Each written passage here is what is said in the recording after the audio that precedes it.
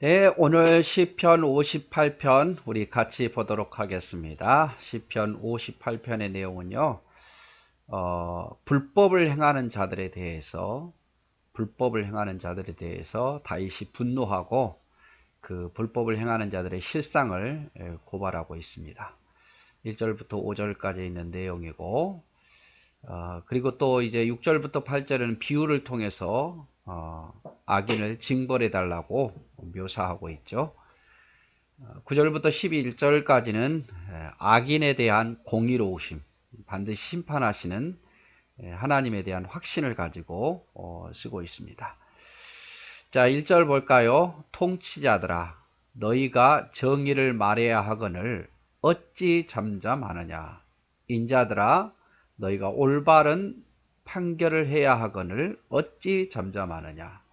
아직도 너희가 중심에 악을 행하며 땅에서 너희 손으로 폭력을 달아주는도다. 통치자들, 하나님이 주신 권세를 가지고 통치하는 자들은 정의를 말해야 된다. 옳은 것을 말해야 되는데 옳은 것을 말하지 않는다 그 말이죠. 자기의 어떤 이득에 따라서 기울어지는 말을 하더라 그 말이죠. 올바른 말만 해야 되는데요. 한 나라의 대통령이라면 솔직하게 정의롭게 말해야 되는데 거짓말을 하더라 이 말이죠. 이 지금 통치자들이 또 인자들아 어떤 재판관들을 말하는 거예요. 너희가 올바르게 판결해야 하거늘 어찌 잠잠하느냐. 이득에 따라서 잠잠하기도 하고 옳지 못한 판단을 하기도 하더라 그 말이죠. 아직도 너희가 중심에는 악을 행하고 있고 너희 손으로 폭력을 달아주는 거다. 그래서 다윗이 지금 악인에 대한 고발하는 그런 모습이에요. 통치자가 정의를 말하지 않고 재판까지 올바른 판단을 하지 않는 그런 사실에 대해서 고발하고 있습니다. 3절 악인은 모태에서부터 멀어졌으며 나면서부터 곁길로 나아가 거짓을 말하는도다. 악인은 모태에서부터 멀어졌고 나면서부터 곁길로 나아가 거짓을 말한다. 이 악인은 태어날 때부터 이렇게 악하게 태어나더라 그 말이죠. 모태에서부터 악인이었고 나면서부터 거짓을 말하더라. 자, 악인은 독은 뱀의 독 같으며 그들의 귀를 막은 귀머거리 독사 같도다. 다른 사람의 말을 들으려고 하지도 않는 귀를 막은 귀머거리 독사 같고 입으로는 다른 사람을 말로 살인하는, 말로 상처를 주고 말로 악한 판결을 하는 그런 독사의 독과 같더라 그 말이죠. 얼마나 그래서 귀는 딱 닫아버리고 말로는 독과 같이 내뿜더라 그 말이죠. 술사에 홀리는 소리도 듣지 않고 능숙한 술객의 요술도 따르지 아니하는 독사로다. 여러분 독사 우리 보면 뭐 아라비아 보면 막 이렇게 피리 불면 막 따라서 올라오고 막 이러잖아요. 그런데 그 마술사에 홀리는 소리도 안 통하고 능숙한 술객의 요술도 안 통하더라 그 말이죠. 그러니까 이 악인이 어떤 술사에게도 어떤 술객에게도 말을 따르지 않는 이런 고집센, 어떻게 보면은 하나님께서 이렇게 하라 저렇게 하라 절대 말을 통하지 않는, 귀가 닫혀 있어 가지고 그런 아주 고집세고 변하지 않는, 악에 있어서 변하지 않는 그런 모습이더라 그 말이죠.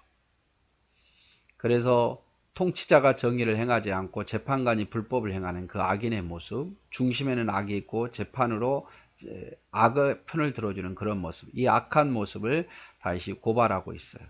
그들은 모태에서부터 죄로 가득하고 입술로 거짓을 행하고 귀로는 듣지 못하는 독사와 같은, 또 술사의 말을 듣지 않는 그런 악한, 아주 악한, 하나님이 아무리 말해도 듣지 않는 그런 악한 자들이다 이 말이에요.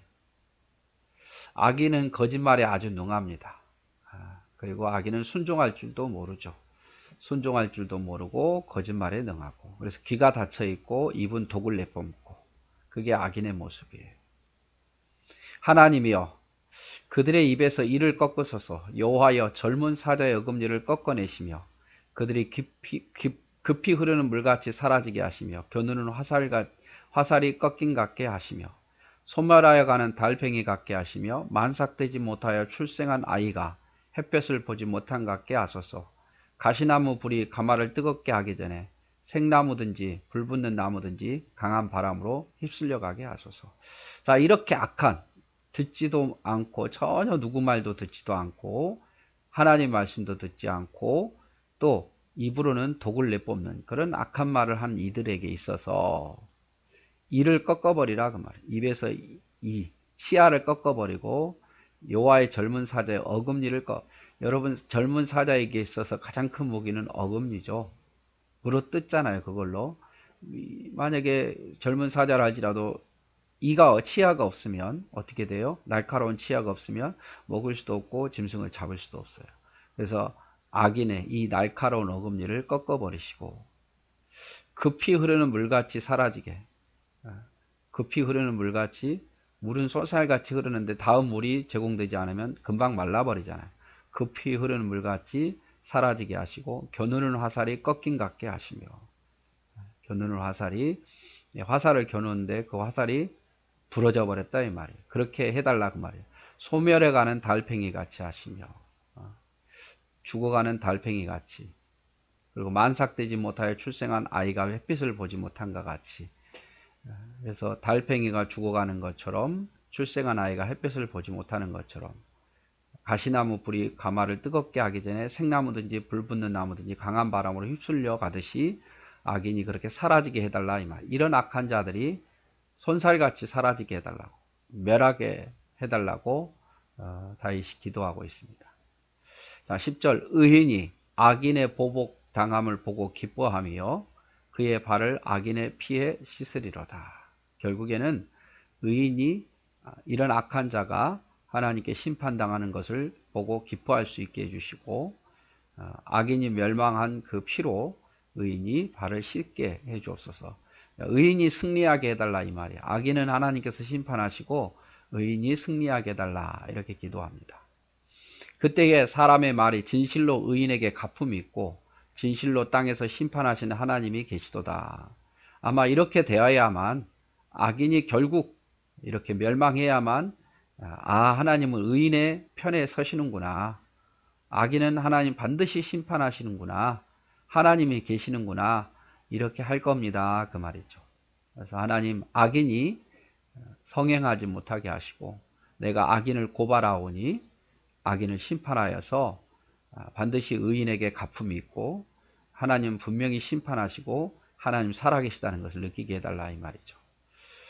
그래서 악인들의 심판을 비유로 들어서 6절부터 9절까지 쭉 이야기합니다. 젊은 사자를 비유로 들어서 급히 흐르는 물이라든지 겨누는 화살이라든지 달팽이라든지 출생한 아이를 통해서 악인을 심판해 달라고 비유를 들어서 이야기를 하지요. 그리고 의인에게는 하나님이 심판하셔야 의인에게 갚음이 있고 진실로 심판하는 하나님이 계시다는 것을 알게 된다 이 말이죠. 다윗은 결국에는 58편에서 불법을 행하는 악인들에 대해서 고발하고 그들이 비유를 통해서 이렇게 멸망하게 해달라고 말하면서 반드시 악인을 심판해서 의인에게는 갚음이 있고 하나님은 심판하시고 하나님 살아계시다는 것을 보여달라. 여러분, 그래서 우리가 스스로 악인을 갚으려고 하지 말고 우리가 그 악인을 놓고 기도해야 됩니다. 물론 그 악인이 돌아오면 좋죠. 돌아오기를 위해서 기도해야겠지만 또 악한 자들에 있어서 하나님의 정의로운 심판도 이루게 해달라고. 의인이 넘어지는 것이 아니라 악인이 넘어지는 그런 정의로운 사회가 되게 해달라고 우리도 하나님께 기도해야겠죠.